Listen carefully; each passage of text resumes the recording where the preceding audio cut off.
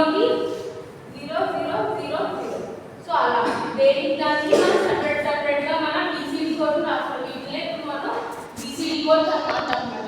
అంటే ఇప్పుడు suppose 100 number ఇచ్చామనుకో, number 100. So దానికి బైనరీ కోడ్ రాయాలంటే మీకు ఎంత లెంత్ వస్తుంది, చాలా ఎక్కువ లెంత్ వచ్చేస్తుంది కదా. సో అప్పుడు ఒక్క ఏం చేయాలి, మనం ఈ 2 తీసుకొని అలా ఒకదాని తర్వాత ఒకటి మనం పెట్టుకుంటా వెళ్ళాలి. సో మీకు లెంత్ ఎంత అవుతుంది, అలా వచ్చేస్తూ ఉంటుంది, చాలా పెద్ద లెంత్ అయిపోతుంది.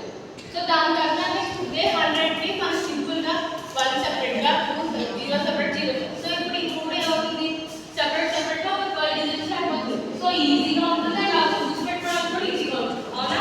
సో ఇప్పుడు మీరు గుర్తుపెట్టుకోవాల్సింది ఏంటి, 0 1 2 3 4 5 6 7 8 9 టోటల్ 10 నెంబర్స్.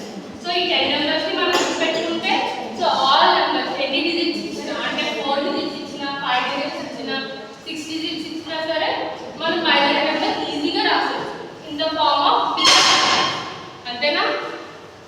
సో అలా ఫర్ సపోజ్ 396 ఇస్తారా, సో దీనికి చెప్పండి. సో 396 కి కోడ్ ఏంటి, 3 కి కోడ్ ఏంటి 0 0 1 1. సో 9 కి 1 0